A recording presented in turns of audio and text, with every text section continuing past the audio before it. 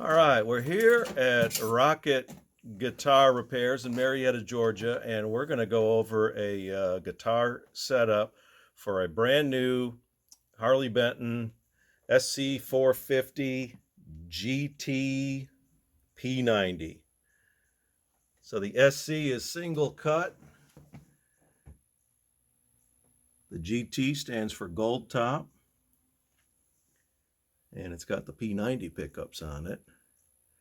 So we got a nice, shiny, beautiful finish. We did notice one small flaw. I'm here with Ray Jennings. Go ahead and flip that over, Ray. And this is, the kind of thing that you can barely see that. I can't even get a focus on it. Show the cutaway there. But cool. Yeah, and that's a little unique. But right there, you can see, yeah, just a tiny little depression there. I'll probably do more harm to it in the first 2 weeks of playing it.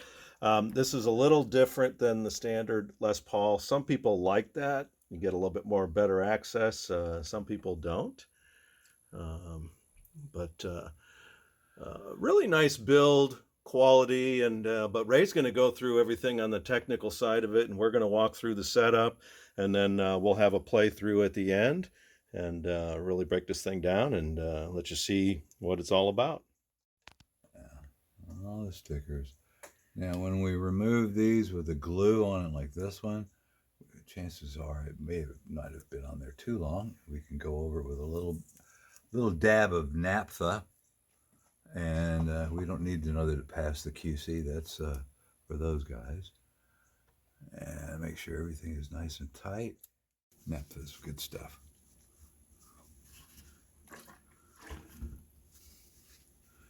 Look at that.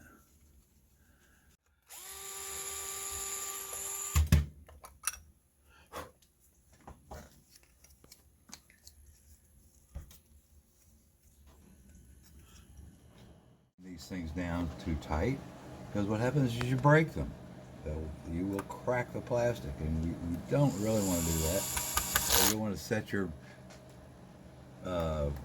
resistance on your drill just a little bit, so you see it barely deform it just a little bit, but not enough to break it.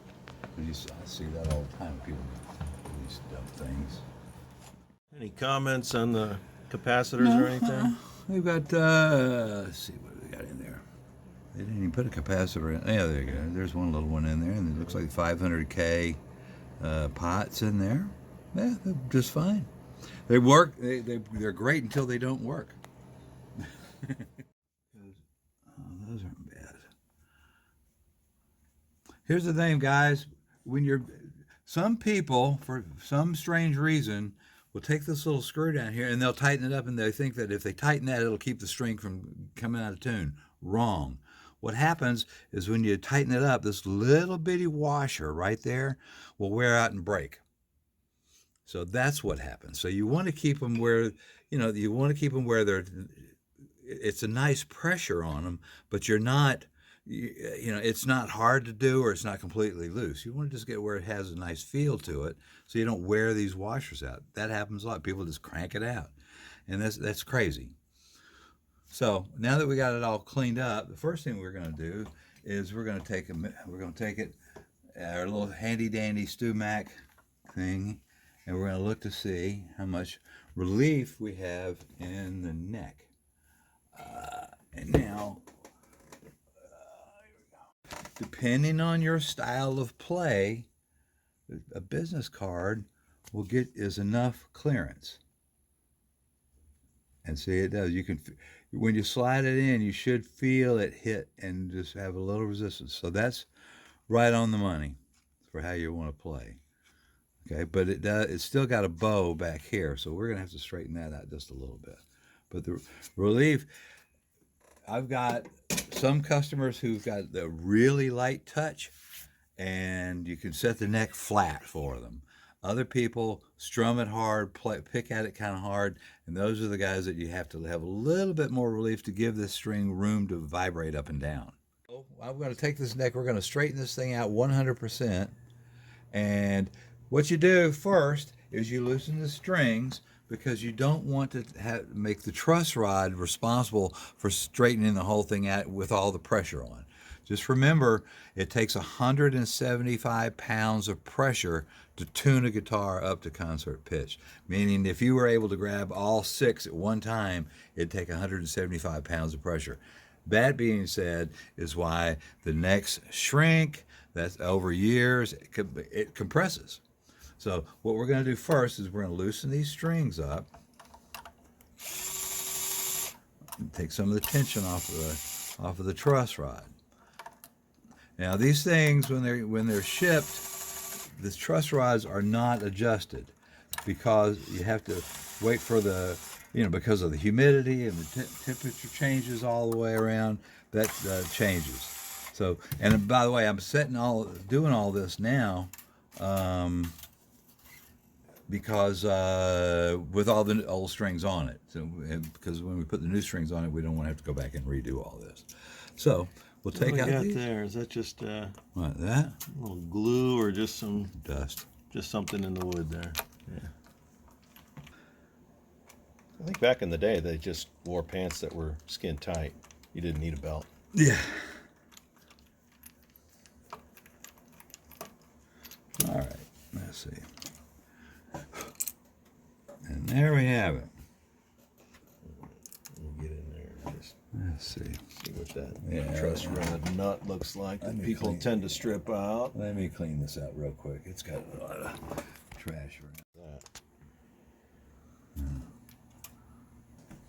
A little bit of factory dirt and gunk in there, so Yeah. good to clean that out.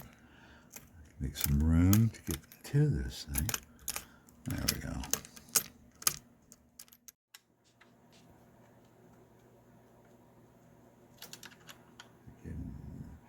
Just nice and snug. That should be about right. That feels good. Let's throw these back in. So you're just feeling for a little resistance. Yeah, pushing it up. because it had none. So, yes, trying to feel that. Close to pitch. Doesn't really matter if we're exactly. We just want to see when we put pressure back on the neck, how it's reacting now.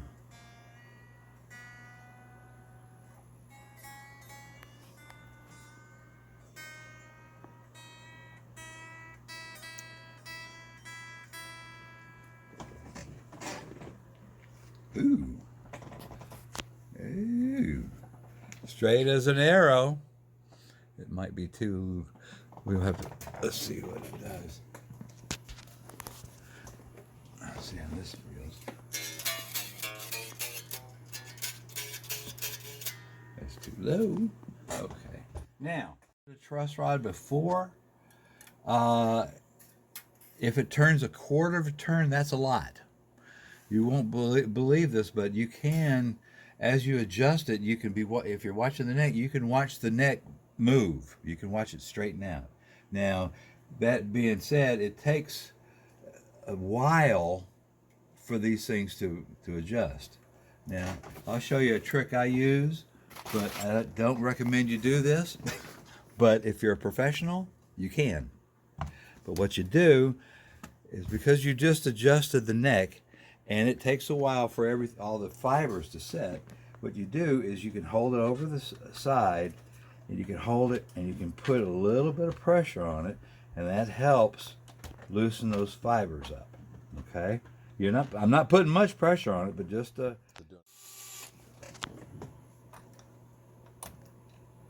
Now, some people will use steel wool to go over the frets.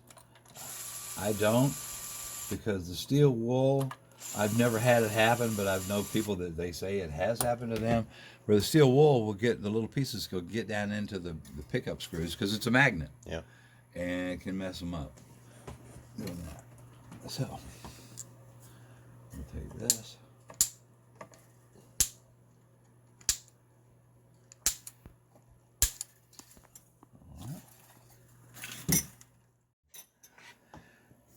Now, so what we're going to do now is we're going to put some oil on this neck. And I use this F1 oil, which is pretty good stuff. Now, I don't know how a lot of other people do it. I tend to put a lot on there. Like that. And then spread it out. Make sure you get it in around where the frets are in there. This will keep the wood resilient and make it just last longer. It's just a bit, you just always, it's just wood, so you got to keep it moist. It likes the moisture. So what we'll do is we'll get this in there like that, and we'll let it soak for a minute. We'll just let it kind of sink in there. It'll look nice. Yeah. Right, and put your fingernails and go right at the edges of these frets, because you don't want that oil to stay right there, and eventually leak down to where the glue is. You want to make sure you get it all nice and get it cleaned off. I mean, whatever oil, you're not going to take the oil off of it. Black on that paper towel. So when I played it, when I first got it, I had it on my fingertips. I was thinking it was from the strings, but it's probably the residue from the neck. Mm-hmm. I would think to say so. Strings were, probably brand new, just, factory.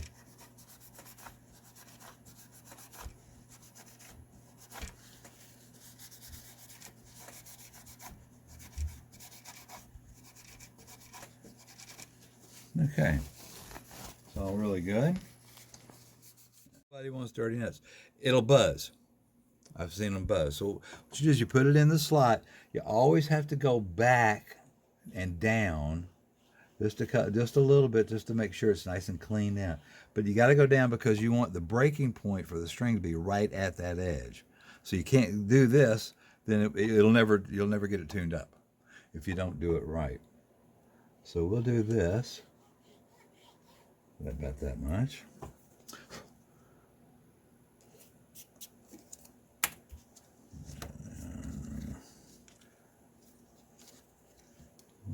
$16, $20, $30. We'll do a little of this one. Oh yeah, that one's kind of. Yeah, these are. You want to make sure you got clean nuts. I've had a lot of guitars that just buzz, and it also will make your tuning a lot easier. And so it could be just a little burr or a little dirt from manufacturing or shipping or something. Mm-hmm. String is not at the correct height here. It makes it really hard to play because now you got to push down on it, and it's not as easy pushing it here as it is up here.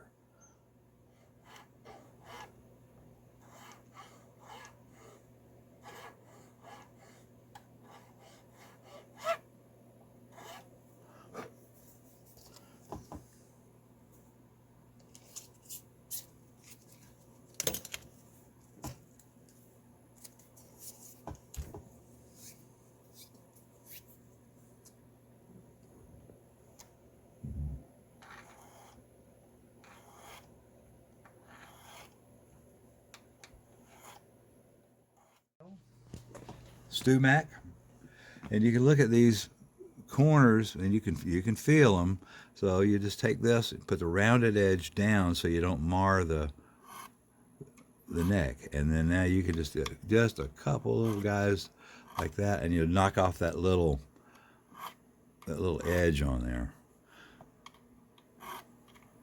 I have picked up I had Frank pick up one night that I'd gotten from the foundation. I said, how does this neck feel? He goes, good, great. I wouldn't even play that one. I mean, it was you go along and you leave pieces of skin all over it. And that's different than the frets sprouting out the sides. This is just those edges, those rounded edges. This is fret. This is sprout. Okay. Yeah, this is it. And obviously, you will get this from time to time when the temperature changes, when the humidity changes, the neck expands and contracts. You will get this. So it's a good idea to do a setup, maybe once in the winter, once in the summer. Yeah, it's not bad to have tune up in the, once a year. Yeah. Or twice a year. I mean, you can do that. And see, this one has one that's really got a little piece hanging off right there. There we go. And again, causing it to fret out, you can always take a little hammer and you can tap it, because they do come loose. Smoother as you... So overall, brand new, is this to be expected? I mean, what do you see in, out of this Harley Benton? You see it on, you'll see it on Fenders, you'll see it on Gibsons, unless you get the custom shop. Yeah. So every new guitar really does need a setup, no matter if it's a $135 guitar or a $1,300 guitar. Mm-hmm. Yes, sir.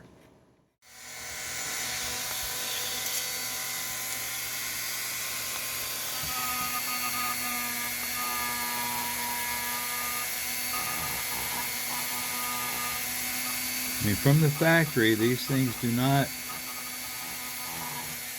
There's all kinds of little scratches all over them that will eventually, with a couple hundred hours of playing, will all wear out.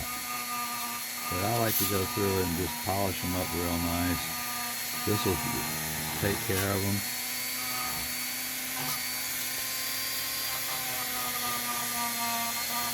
And the edges off.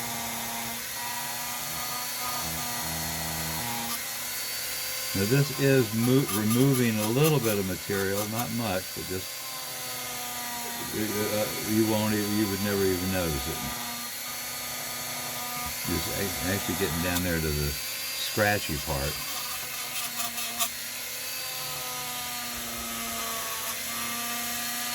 Now if you're doing it like this, you don't want to do it too many times, because this heats the fret up, and they're generally put on there with hide glue.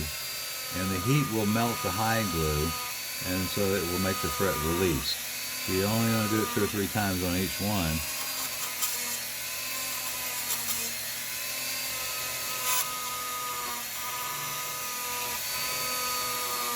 And this should be all it needs. Sure if the video picks it up, but to the eye going through the magnifier here, those frets are super shiny, not a scratch on them, and really well polished.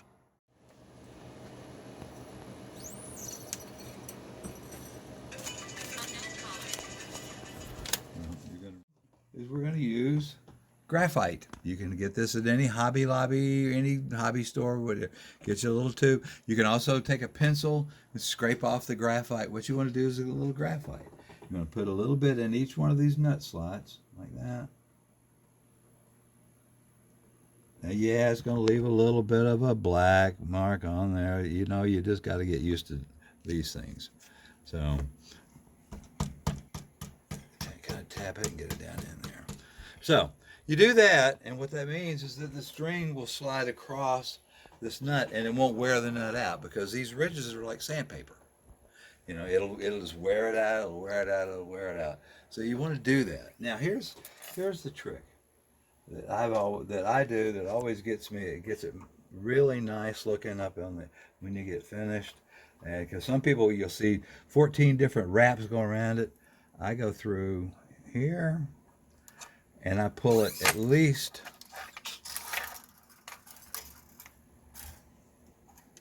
about halfway to the next one.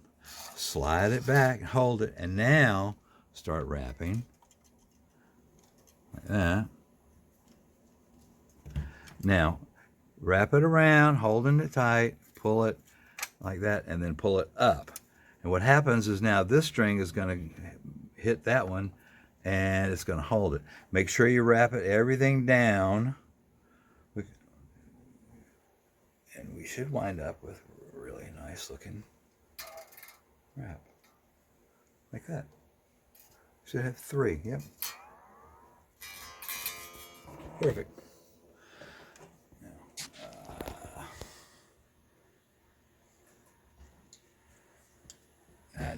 I never trim them until the very end. There's no order that you want to do these. There's nothing that you have to do that makes any difference in how you do it. But take this one, pull it out a little bit further than that, maybe like that far, slide back, hold it, and then start wrapping up. Around that. Hold it tight.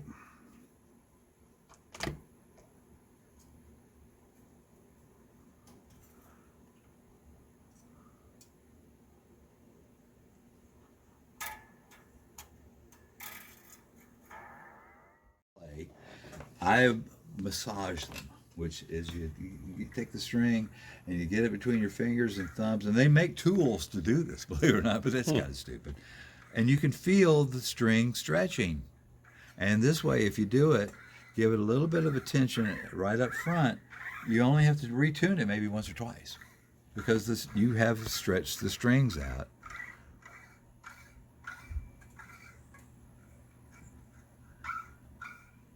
Now, when you get down to the nines or to the E string, you can't be too aggressive on it, or you can break them. So just give it a little bit of love. Take your time. The whole thing is take your time and do it right, and you'll have a great playing guitar that you won't have any issues with.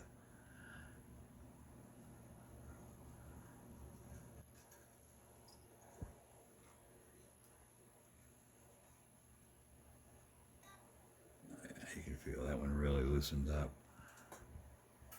Okay, we are now 1-inch clearance right there, and that's just about perfect. Otherwise, you have to shave this down to get it down, because it won't play worth a darn. It'll be hard to play if you don't get it just right. That's pretty good. Yeah, oh, we're good. There's a little bit high on that one.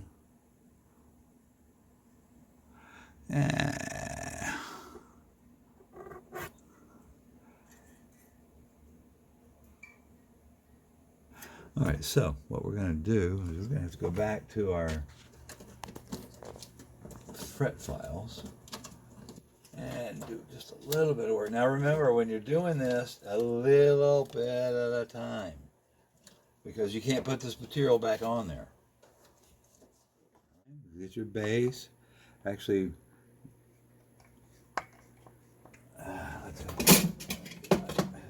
handy dandy. We'll set this up for Bill. We're going to go at the 12th fret, we're going to go 90 thousandths of an inch to the bottom of the string. So there's your 90, and there's your string, and you can tell it's got to go up a little bit. So we got 90.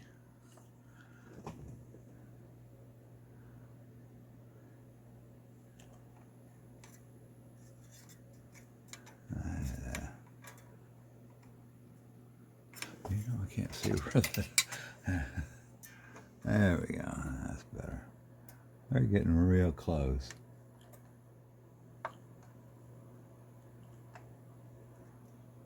Okay. On the treble side, I like to go to 70, which is right at factory spec. The way Gibson sets theirs up. And then it's basically seasoned to taste. Depends on what kind of a player you are. And you can, a lot of folks will just take it and work on it lower it until it buzzes, and then back off on it, and then raise it up just a little bit to where it doesn't. So now let's see how this plays, how this works.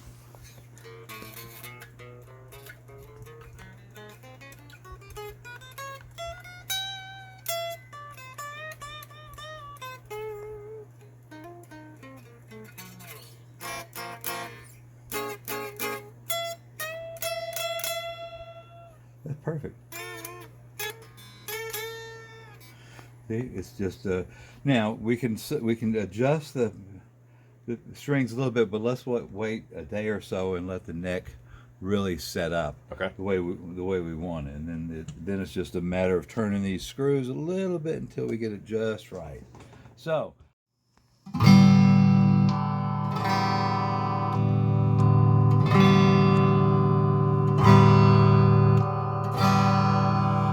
It sounds pretty close to me.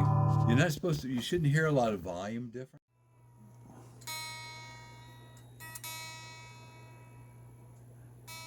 You're gonna need tuners. You can already feel them. They're not nice and smooth.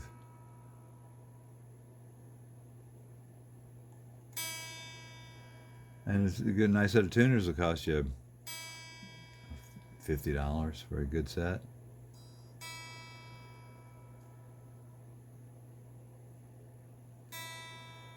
Come on, stop. They're pretty close. Yours would have to be a lot better to.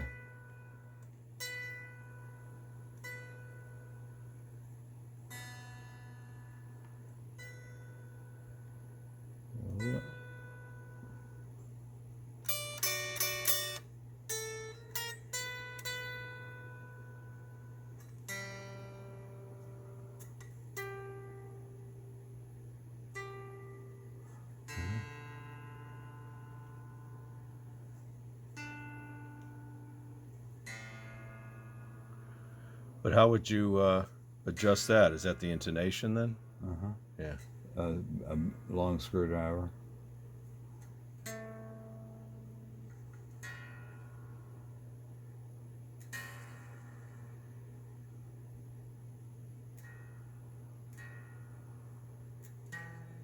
See, these they should be the same. Pretty good.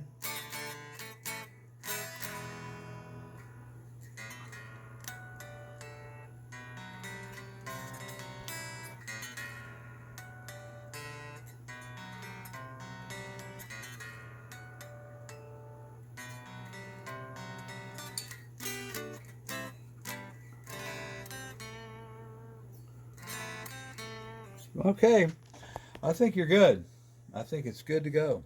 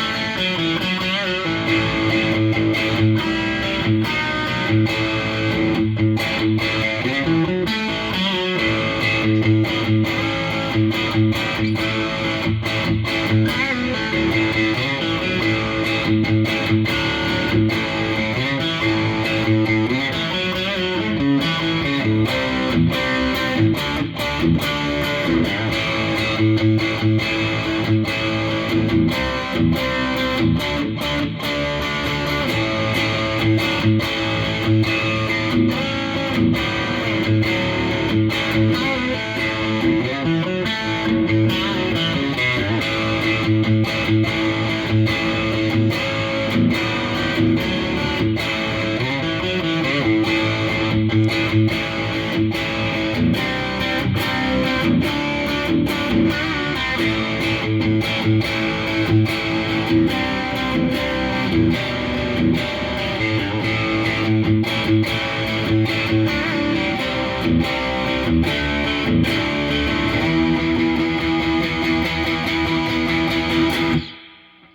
that switch.